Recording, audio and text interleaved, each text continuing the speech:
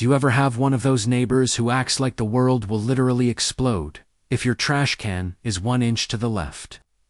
Well, imagine someone so obsessed with rules that she threatened to fine me, report me, and even call the cops over a trash can that wasn't even touching her property.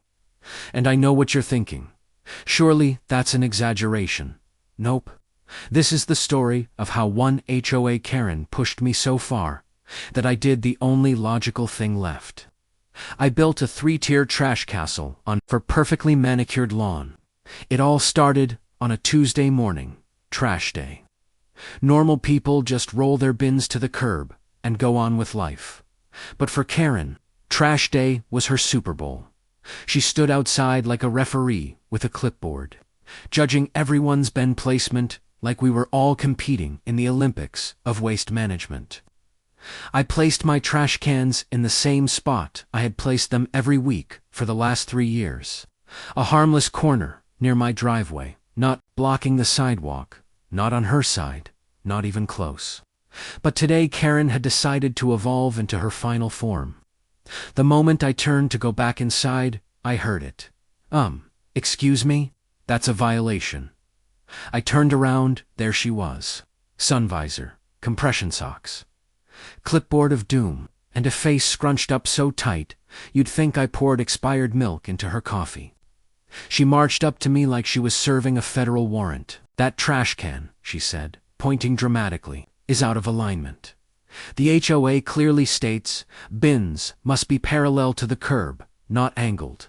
It was angled maybe 3 degrees. You could only see it if you squinted and tilted your head like a confused puppy." I laughed, because seriously, what? Wrong move. Karen gasped like I had just kicked her poodle. "Oh, you think this is funny?" she snapped. "I can fine you $75 per day until this is corrected. And if it continues, I'll escalate this to the HOA board and the authorities." Authorities over a trash can. I told her she was overreacting. She told me I was destroying neighborhood order. I told her the neighborhood would survive. She promised she'd make sure I learned respect. Respect over a trash can leaned a few inches. And that's when I realized something important.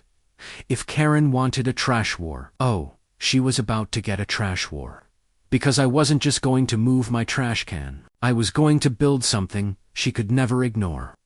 Something legendary. Something majestic. Something petty. The trash castle. If Karen thought a crooked trash can was the end of the world, she had no idea what was coming next. The moment she stomped back to her house, muttering something about neighborhood standards and uncivilized behavior, my brain switched into full petty engineer mode. I sat on my porch, sipping coffee like a medieval king preparing for war, and started planning. What was the perfect response? A trash tower? A garbage fortress? A recycling-themed Eiffel Tower? Then it hit me. She cared about her lawn more than anything. Her pristine, overwatered, sparkling green pride and joy. That was her temple, her holy ground, her identity. So naturally, that was the perfect place to build my masterpiece. But I needed a plan. Enter the trash castle blueprint. I grabbed a notebook. Yes, an actual spiral notebook, and began sketching out the layers. 3 tiers, maybe 4. A moat, too much. A drawbridge, tempting. A flag made from a pizza box. Absolutely. The top layer would be my recycling bin, because everyone knows the recycling bin is the royal jewel of all curbside containers. Beneath it, 2 standard trash cans placed sideways like castle walls. And below that, a base of yard waste bins, because they were the widest and could support the weight. This wasn't just petty. This was architectural brilliance, powered entirely by spite. But I couldn't do it in plain sight. Karen was like a security camera, with legs, always watching, always judging. So I waited. I observed her movements. Morning walk at 7:15. Watering the lawn at 9 o'clock. Hovering by her mailbox like she's guarding national secrets at 12:30. I needed the perfect window, and it came on Thursday afternoon. She left for her HOA meeting, her weekly ritual. Her hour-long opportunity to gossip about whose grass is 1/4 inch too tall. The moment her car disappeared around the corner, I dragged the trash cans quietly across my driveway. Each one rattled like a medieval shield. I stacked the yard waste bins first, making sure they locked together. Then the trash cans, then the recycling bin on top, inverted like a blue crown. The castle stood over 6 feet tall. I stepped back. It was beautiful. A monument to resistance. A tribute to pettiness. A structure so ridiculous it could only exist in a neighborhood ruled by an HOA tyrant. And then I wheeled the entire masterpiece across the street, right onto Karen's front lawn. Dead center. Perfect placement. Like the world's dumbest Stonehenge. I dusted off my hands and whispered, "Long live the king." And then I waited for Karen to come home. I didn't have to wait long. Exactly 1 hour and 12 minutes later, Karen's SUV rolled into the neighborhood like an approaching storm front. Even from across the street, I could practically feel the temperature drop. She pulled into her driveway, slow and suspicious, like she sensed something was wrong before she even saw it. Then she stepped out of the car, looked up, and froze. There it was, the 6-foot-tall, multi-bin trash castle, standing proudly, shining in the sunlight, smack dab in the middle of her precious lawn. At first, she didn't move. She just stared, mouth open, eyes wide. A single leaf from her ornamental maple tree drifted down and landed on her shoulder, but she didn't even blink. Then the scream happened. It wasn't a normal scream. It wasn't even an angry scream. It was the kind of noise someone makes when they discover an alien spaceship parked in their living room. A full, dramatic, horror movie shriek that echoed across the entire street. I swear, 3 different porch lights turned on, even though it was broad daylight. She dropped her HOA binder right there on the sidewalk papers. Flying like confetti and sprinted toward the trash castle.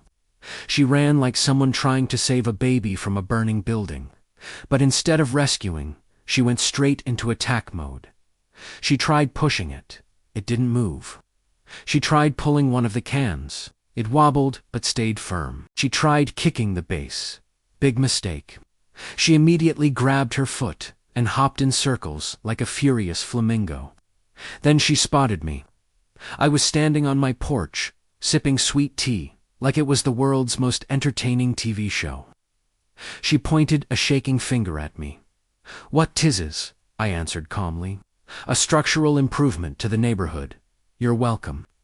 She nearly combusted. "This is biohazard vandalism. This is property destruction.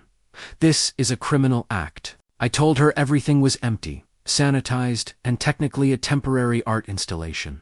She screeched, "This is war." Then she did exactly what I expected. She pulled out her phone and dialed the police. Oh yeah, she called the cops. Over a trash sculpture, while she shouted into the phone about neighborhood terrorism, a small crowd gathered. Neighbors, who had suffered under her reign, stepped out with popcorn, folding chairs, and the biggest smiles I'd ever seen on our street. One guy whispered, "Best thing I've seen in 10 years. Another said, "Finally, someone stood up to her." And then the police car turned the corner, blue lights flashing, Karen waving her arms like she was guiding in a helicopter.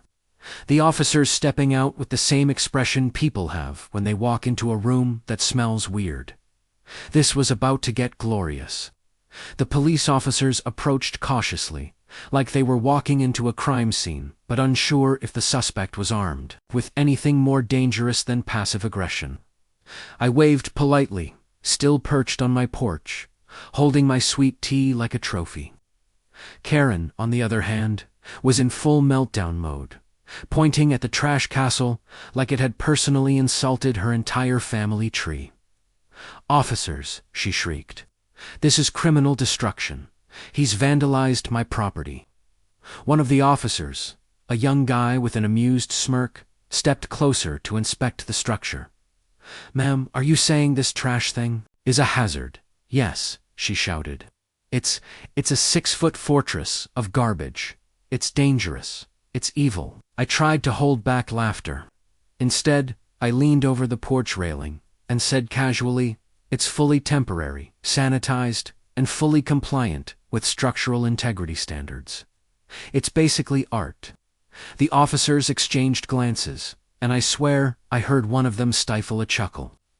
They walked around the castle, tapping the bins gently, checking the base, and making the occasional note on their notepad.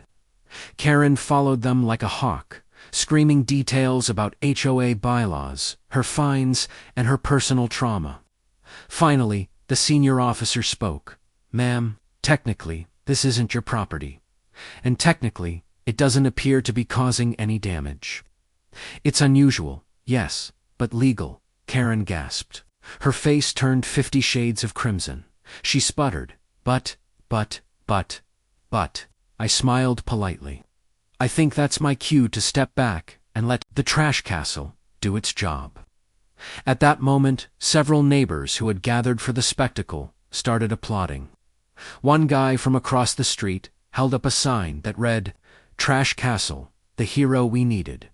A couple of kids even threw confetti from their front porch. Karen spun around like a tornado, realizing her grand performance wasn't getting the results she wanted. She looked at me with pure fury. "This isn't over," she hissed. "You'll regret this. I will escalate this to the H board." And I raised my hand. Yes, please do. And while you're at it, feel free to take some notes on architectural inspiration. The castle is open for public viewing. The officers nodded politely, shook their heads, and left.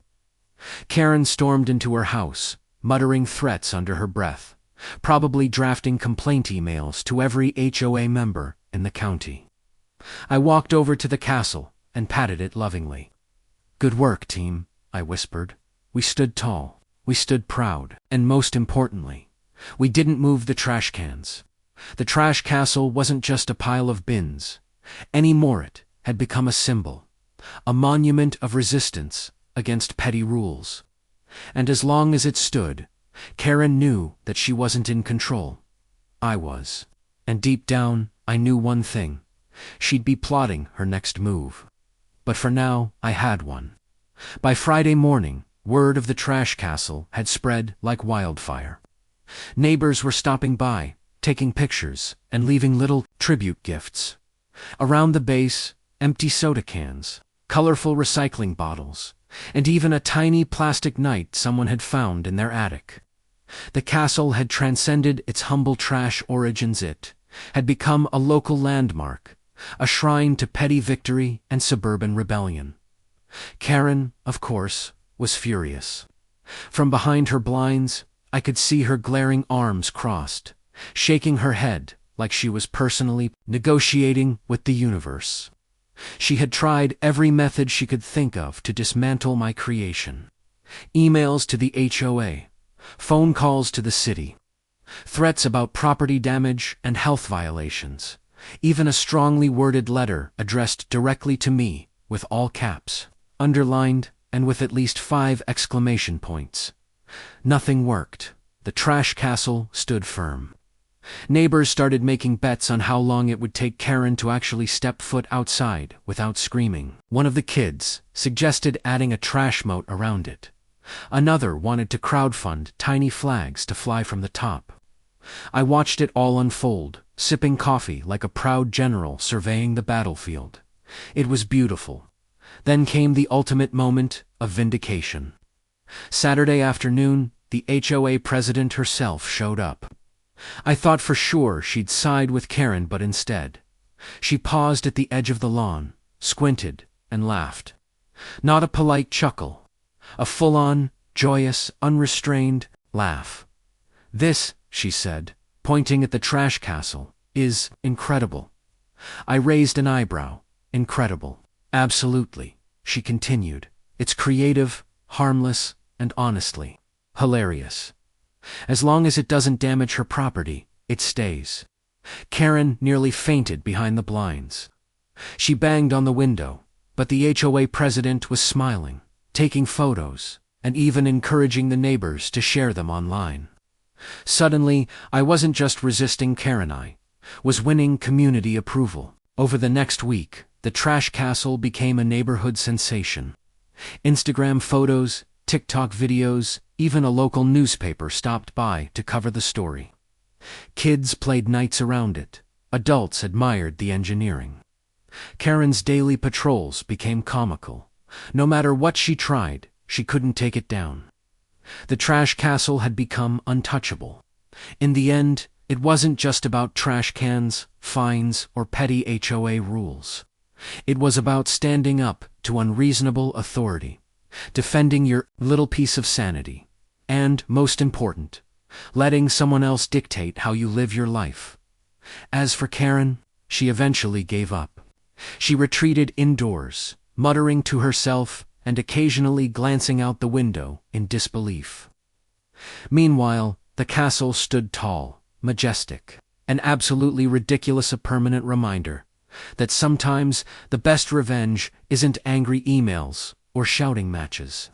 It's a trash castle on the enemy's lawn. And as I walked past it that evening, I smiled and whispered, "Victory has never smelled so like recycling." Enjoying this wild neighborhood showdown? Hit that subscribe button to catch more outrageous HOA stories and epic, petty revenge moments. Also, give this a like if the trash castle made you laugh, and drop a comment below. What would you do if Karen was your neighbor?